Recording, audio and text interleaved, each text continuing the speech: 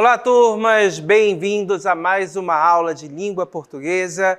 Eu sou o professor Denilson e vou acompanhá-los neste momento.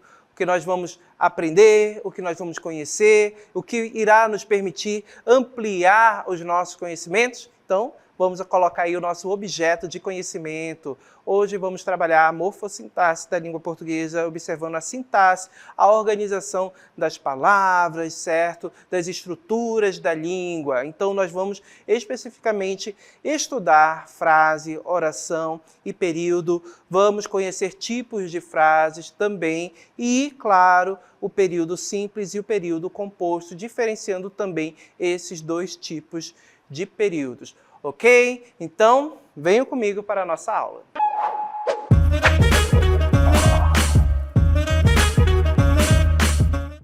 A nossa língua ela possui uma determinada organização nas suas frases, orações e períodos. Quando nós construímos, escrevemos textos, nós fazemos uso automático dessas organizações. Nós temos aí uma forma de organizar as palavras para que essas palavras possam formar as frases, as orações, os períodos e o texto ao final, certo? E essa organização é importante porque por meio dela, nós podemos estabelecer sentidos diversos, ok? Para que a gente possa compreender bem, para que a gente possa ter consciência dessa organização, vamos começar refletindo, lembrando aí o que é uma frase. Então, colocando aí para vocês, olha só, frase é todo enunciado linguístico que tem sentido completo. Então, guarda essa informação. Gente, para ser uma frase, eu preciso que o enunciado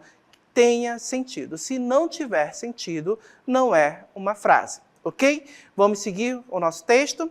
Então, as frases podem ser, ou seja, podem ter estruturas variadas. Na fala, elas são delimitadas por uma pausa breve que as antecede e sucede, e por uma entonação específica. Já na escrita, nós temos aí a frase iniciando, ela tem uma inicial maiúscula, ela inicia pela letra maiúscula inicial e pelo ponto final, no final, que você coloca marcando ali o término da frase. Exceto no caso dos títulos e das manchetes que dispensam essa pontuação. Isso daí, claro, quando a gente tem, por exemplo, reportagens, notícias, títulos de livros, certo? Nesses casos aí, nós não temos uma pontuação específica ao final das frases, certo? Mas para que a gente possa compreender bem, é claro que nós vamos analisar exemplos, e exemplos em forma de texto. Apresentando aí para vocês o nosso primeiro exemplo, observem o nosso texto. Temos aí uma placa, certo, gente? Você pode encontrar essa placa em diversos locais, geralmente locais que são restritos, que você não tem acesso de forma livre. E percebam que a nossa placa, ela traz aí, atenção, somente pessoas autorizadas, ok? Então, por exemplo, quando você vai ao banco, quando você vai ao hospital, há determinados locais em que você encontra esse tipo de texto, essa placa. Por que essa placa está lá? Porque é um local restrito. Imagina que no banco, você vai ao banco, existe essa placa e ali somente pode transitar pessoas que fazem parte do banco. Quem não faz parte do banco, quem não trabalha nesse local, não pode ter acesso àquela área. Então a placa ela faz uma advertência, ela transmite uma mensagem e observe que todo enunciado que compõe essa placa possui sentido. Esse sentido é transmitido ao leitor, certo? A pessoa que tem contato com a placa, atenção, somente pessoas autorizadas. Então, se você não é um funcionário do banco, ninguém permitiu você acessar aquele local, você já sabe que ali não é espaço para você. A mesma situação ocorre em hospitais. Há determinadas áreas do hospital que você não pode acessar, somente pessoas autorizadas. A placa também pode estar presente lá, transmitir essa mensagem e, claro, você ali recebe essa advertência. Imagina você acessar um local proibido, por exemplo, uma UTI, um local em que as pessoas estão recebendo tratamento intensivo e que ocorre o risco de contaminação por doenças. Então, Você, uma pessoa saudável que está visitando o hospital, você violar a mensagem, não compreender que a placa te faz uma advertência de adentrar o local que não deve, você pode correr até risco de vida, ok? Então observem que a placa possui uma frase e essa frase possui sentido, faz sentido dentro de contextos diversos, como a gente pode observar no banco, no hospital, transmitindo a mensagem de que você não pode acessar determinado local, ok? Outro exemplo, outro texto que nós trazemos aqui para que vocês visualizem, é esse aqui. Olha só, nós temos aí exatamente uma charge. Olha, observem aí o nosso texto, a imagem também faz parte desse texto. Nós temos um personagem. Observem que esse personagem, as vestimentas, né, está com um machado na mão e observem que a gente tem a ideia de que ele está cortando as árvores, né? Então perceba que ele está cortando essa outra árvore, essa última árvore que aparece na imagem e já derrubou todas as outras. E observem o que ele diz, olhem o enunciado verbal que é composto pelas palavras. Lá vem o verão tornar o meu dia insuportável de quente. Então observem, gente, nesse texto o nosso personagem reclamando do verão, certo? Perceba que é o enunciado verbal, esta frase que transmite a mensagem e que articulado, essa frase, esse enunciado verbal se articulando com a imagem, transmite também sentido para a gente. Observem que o texto traz uma crítica, certo? Às ações que são dos seres humanos, as ações humanas. Muitas pessoas fazem exatamente isso, destroem a natureza, certo? E depois reclamam das consequências. Qual é a consequência dessa destruição? Exatamente as mudanças climáticas, o aquecimento, certo? Perceba que sem árvore nós não temos aí a ventilação, não temos temperaturas mais amenas, e o que ocorre? A temperatura fica elevada, fica quente demais, e observem que ele reclama do dia quente do verão, mas perceba que ele contribui para que esse verão, para que esse dia se torne quente. Por quê? Porque derrubou as árvores. Então observem que esse ser humano aí é um ser que não consegue se perceber, né? Não consegue perceber que a sua ação está prejudicando a ele, certo? Prejudica ele mesmo, ok? Então observem que a frase presente na fala, no balão do nosso personagem aí transmite uma mensagem, tem sentido, nos faz refletir, certo? Então observem que nós temos aí o enunciado, os dois exemplos, nos dois textos temos a presença de frases e que possuem sentido, certo? E sentido gerado também pelo contexto em que elas são publicadas, ou seja, onde elas aparecem. Certo? A nossa língua também possui alguns tipos de frases específicas que são construídas com determinada entonação e determinado sentido. Isso a gente vai especificar, estudar um pouquinho agora. Então vamos lá, lembrando que as frases devem ter sentido. Então, uma frase exclamativa, olha só, que tipo de frase é essa? As frases exclamativas são empregadas quando o emissor, a pessoa que está falando, que está escrevendo, quer manifestar emoção. São sinalizadas com ponto de exclamação, certo? Então, vamos observar um exemplo, mostrando aqui para vocês, olha só. O nosso exemplo aqui, observem esta imagem e a frase que aparece. Olha só, que sorvete gostoso!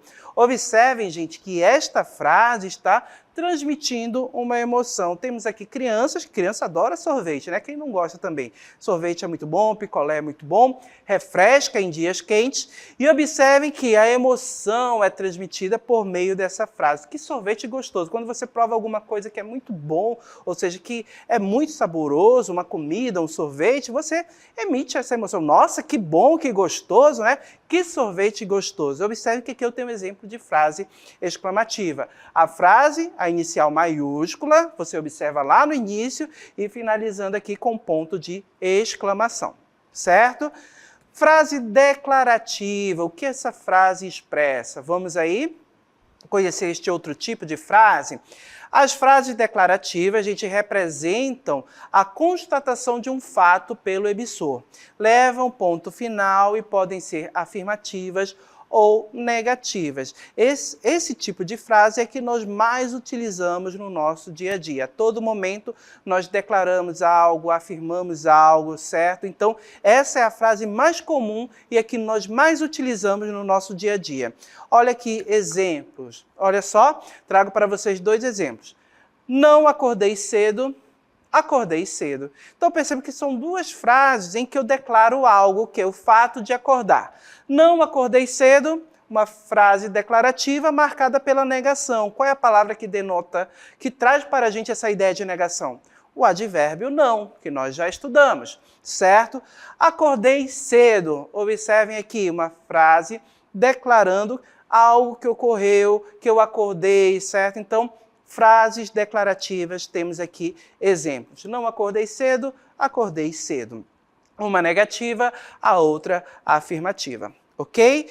Outro exemplo de frase declarativa, olha só, nós vimos no nosso texto, colocando aqui para vocês, olha só, lá vem o verão tornar o meu dia insuportável de quente. Isso aqui é uma outra declaração, certo? Esse é um tipo de frase declarativa em que o nosso personagem está declarando essa situação. Então, mais uma vez o nosso texto, temos aqui a presença de uma frase, agora a gente já sabe que esta frase presente no texto é uma frase declarativa porque eu tenho uma declaração do nosso personagem, ok? Frase imperativa, gente, colocando aí para vocês, olha só, a frase imperativa. As frases imperativas são utilizadas para a emissão de ordens, conselhos e pedidos. Levam ponto final ou ponto de exclamação e podem ser afirmativas ou negativas também, certo? Perceba que nessas frases eu vou ter verbos que expressam ordens, verbos na sua forma de imperativo, certo? Expressando ordem, conselho, desejo, pedido, certo? Exemplo, colocando aqui para vocês, olha só. Feche a porta. Não feche a porta. Então, observem que essa frase aqui expressa uma ordem, certo? Olha só, fecha a porta. Uma ordem, perceba que o verbo fechar está flexionado no modo imperativo. Não fecha a porta, mesma situação. Uma frase está com uma afirmação e a outra com uma negação. Não fecha a porta. Qual é a palavra que traz a ideia de negação? Exatamente o não, o advérbio. Ok? Então, esse tipo de frase aqui, a frase preferida das nossas mães, que costumam mandar a gente fazer algo, vá à taberna, vá comprar pão, vá fazer aquilo, faça isso. Então, perceba que é a frase preferida das nossas queridas mães. Ok? Na sequência, outro tipo de frase, frase interrogativa, gente. O que é uma frase interrogativa? Pelo nome, é aquela frase que traz a ideia de pergunta. Colocando aí o conceito para vocês, olha só. As frases interrogativas ocorrem quando o emissor faz uma pergunta, certo? Na mensagem. Podem ser perguntas, questionamentos de forma diretas ou indiretas. Então, frases interrogativas diretas e frases interrogativas indiretas. Vamos ver exemplos que aí fica claro para a gente, certo? Quando a gente pensa em frase interrogativa, pense na pergunta realmente. E essa pergunta pode ocorrer de forma direta ou indireta. Olha aqui um exemplo de frase interrogativa direta. Aceita um copo de água? Percebam que aqui eu tenho a interrogação, a pergunta, certo? Percebam que a entonação é diferenciada. Aceita um copo de água? Então, eu estou perguntando. E percebo que aqui eu tenho a frase aceita um copo de água, iniciando com a letra maiúscula e terminando com ponto de interrogação. Aqui é uma frase interrogativa direta. Ok? Eu tenho uma interrogação direta. Agora, este outro exemplo. Gostaria de saber se você deseja um copo de água. Percebam que aqui, nesta segunda oração, ou seja, nesta segunda frase aqui, eu tenho uma interrogativa indireta. Eu faço uma afirmação, uma certa afirmação aí, com um tom de questionamento. Gostaria de saber se você deseja um copo de água. Se deseja um copo de água. Então, aqui eu tenho o exemplo de frase interrogativa, certo? E indireta. Perceba que ela não termina com um ponto de interrogação, certo? Aqui eu tenho uma interrogação indireta. Ok, gente? Agora, outro tipo de frase, frase optativa. Colocando aí para vocês, olha só. A frase optativa, gente, é aquela frase que expressa um desejo e são sinalizadas com o ponto de exclamação. Então, essa frase vai expressar um desejo e ela vai ser sinalizada com um ponto de exclamação. E, claro, tem enunciados próprios para essa expressão de desejo, certo? Então, vamos colocar aqui um exemplo. Olha só. Espero que dê tudo certo. Observem, é uma frase optativa, porque eu estou desejando algo bom para a outra pessoa. Espero que dê tudo certo, tomara que tudo ocorra bem. Olha só, tomara que tudo ocorra bem. São exemplos de frases optativas, em que eu faço a expressão de um desejo, de algo que eu quero que aconteça, ok? Então, aqui é um exemplo de frase optativa. Quando você quer bem a outra pessoa, quando você muitas vezes faz uma oração pela outra pessoa, você costuma utilizar esse tipo de frase, certo? Continuando aí com o nosso texto para a leitura, observem aí sobre as frases, olha só.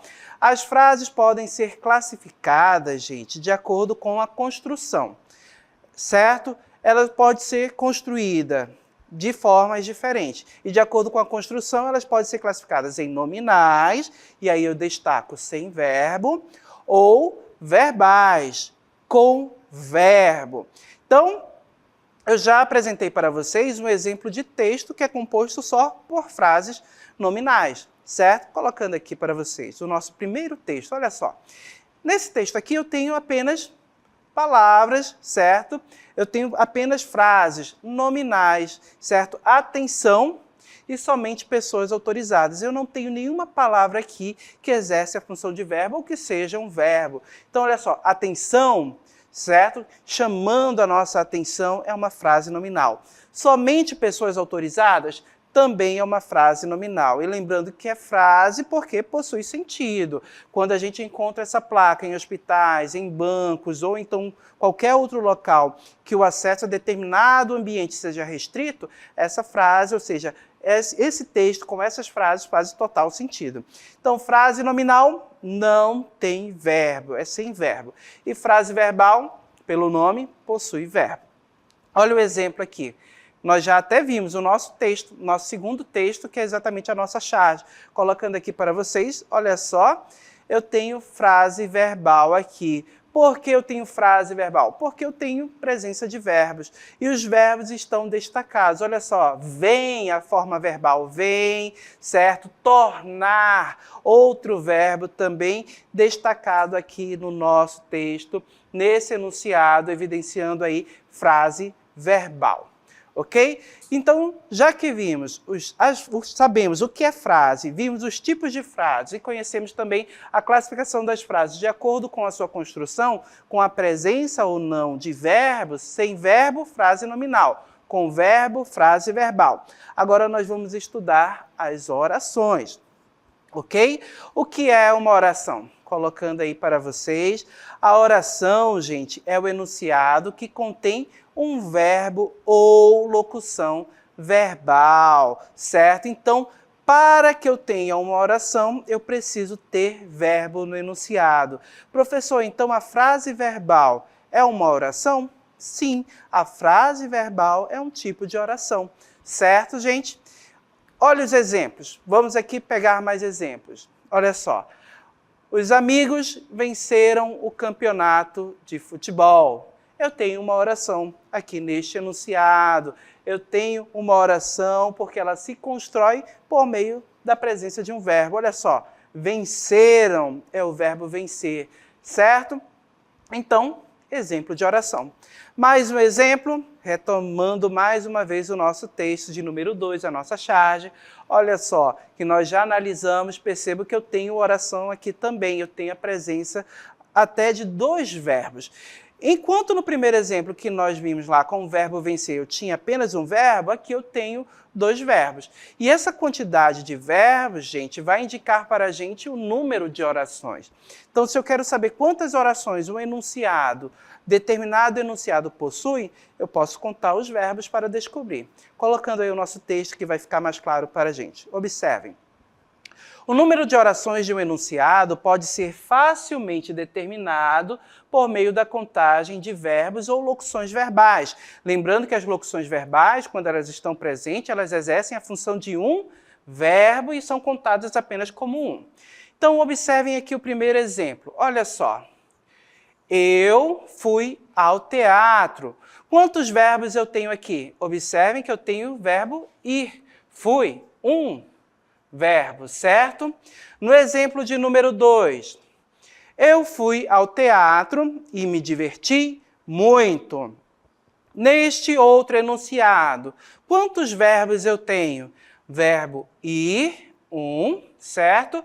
E divertir, meu segundo verbo. Então, percebam que aqui, no segundo exemplo, eu tenho duas orações. E no terceiro enunciado, nosso terceiro exemplo, eu fui ao teatro e me diverti muito, apesar do espetáculo ser longo. Observem, gente, mais uma vez, verbo ir, um, divertir, nosso segundo verbo, ser, nosso terceiro verbo.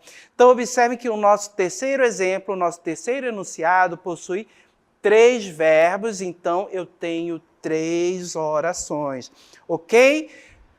Pela quantidade de verbos em determinado enunciado, eu consigo determinar o número de orações. Se eu tenho apenas um verbo no enunciado, eu tenho só uma oração. Se eu tenho 2 verbos no enunciado, eu tenho 2 orações nesse enunciado, como no exemplo de número 2.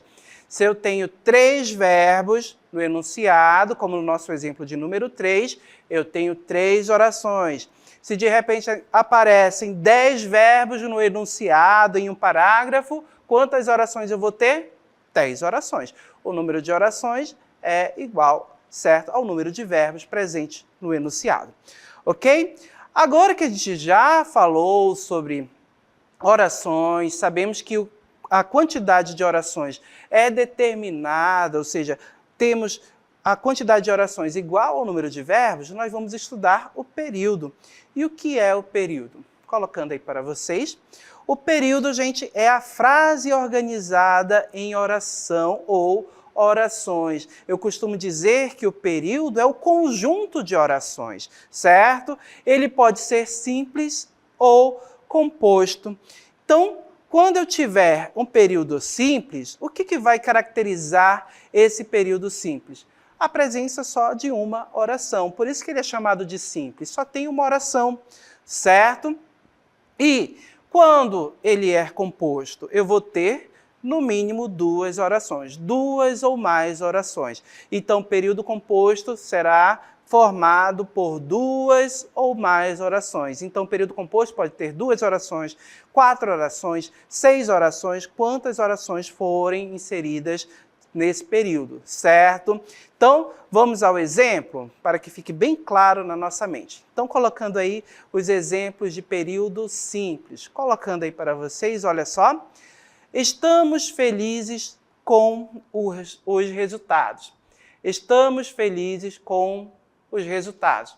Observem, pessoal, neste primeiro exemplo aqui. Quantos verbos eu tenho? Então, observem que eu tenho aqui, vou destacar até em vermelho, em outra cor. Eu tenho o verbo estar, certo? Eu tenho um verbo. Então, eu tenho aqui um período simples, ok? E no segundo exemplo? Ele cantou muito bem. Quantos verbos eu tenho aqui neste segundo exemplo, neste segundo período? Observem que eu tenho apenas um verbo também, o verbo cantar, certo? Então, observem que nos 2 exemplos eu só tenho um verbo. Como eu só tenho um verbo, eu só tenho uma oração e por ter apenas uma oração, esse período é um período composto. É um período simples, certo, gente? Então, período simples possui apenas uma oração, ok? Período composto. Então, colocando exemplos aqui para vocês, olha só. Maria cantou, dançou e pulou na festa. Nosso primeiro período está aqui, o primeiro enunciado. Maria cantou, dançou e pulou na festa. Quantos verbos eu tenho aqui neste enunciado? Então, basta contar a quantidade de verbos para saber a quantidade de orações e confirmar se é um período simples ou composto, certo? Se é um período composto e quantas orações possui. Então, vamos lá contar os verbos. Olha só, primeiro verbo, cantou, verbo cantar, certo? Temos outro verbo? Sim. Dançou, verbo dançar, nosso segundo verbo. Tem outro? Tem. Pulou, nosso terceiro verbo. Então, observem que neste período aqui eu tenho 3 orações. É um período composto por 3 orações. Por que eu sei que tem 3 orações, mais uma vez? Porque possui 3 verbos. Se eu quero saber a quantidade de oração em um período, conta o número de verbos. No segundo exemplo, Maria disse que irá à festa, porém não especificou o dia. Quantos verbos eu tenho aqui, gente? Vamos contar. Olha só, o verbo dizer, Maria disse. Que irá à festa, verbo ir, aqui, nosso segundo verbo, que aparece no enunciado, no período. Porém, não especificou o dia, o verbo especificar, nosso terceiro verbo. Então, observem que eu tenho um período aqui composto também por 3 orações. Porque eu sei que tem 3 orações neste segundo enunciado, nesse segundo período aí que aparece no nosso exemplo, porque eu tenho 3 verbos, então 3 verbos indica a presença de 3 orações. Se eu tivesse 4 orações, isso indicaria a presença de 4 verbos, 4 orações, ok? A quantidade de verbo é idêntica, ou seja, é igual ao número de orações presente no período. Certo? E retomando o nosso texto, mais uma vez, que nós já analisamos no início da aula, certo? Perceba que o nosso texto também possui um período composto, a nossa charge exatamente no enunciado, na fala, no balão de fala do nosso personagem. Percebam que ele diz, lá vem o verão tornar o meu dia insuportável de quente. Temos verbos aqui? Temos. Então, eu tenho aqui um enunciado com orações, certo? Eu tenho um período, esse período é simples ou composto? Período composto, por quê? Porque eu tenho a presença de 2 verbos que indicam para a gente a presença de 2 orações.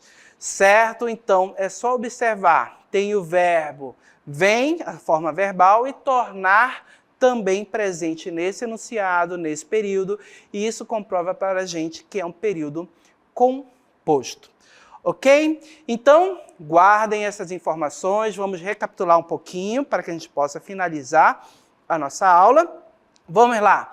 Primeiro, o que é uma frase? Frase é todo enunciado que possui sentido, e esse sentido será gerado por meio também de um contexto dentro dos textos em que essa frase for utilizada. Então, a frase precisa ter sentido.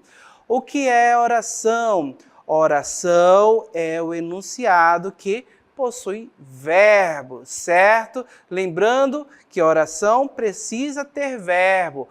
E período. O que é o período? Período é um conjunto de orações, certo? É exatamente o enunciado que se organiza em torno de oração ou orações. E aí esse período pode ser simples ou composto. O que é um período simples? É aquele enunciado que possui apenas uma oração. O período ele vai ter apenas uma única oração, um verbo, então isso vai caracterizar ele como um período simples, ok? Período composto, 2 ou mais orações. E aí não há limites para o período composto, gente. Pode ter 2, 3, 5, 20, quantas orações forem possíveis colocar, ou seja, quantas orações a pessoa que escreve um texto quiser colocar ali, ela pode colocar dentro de um período e formar um período composto. Ok? Informação guardada, então vamos finalizar a nossa aula aqui nesse momento.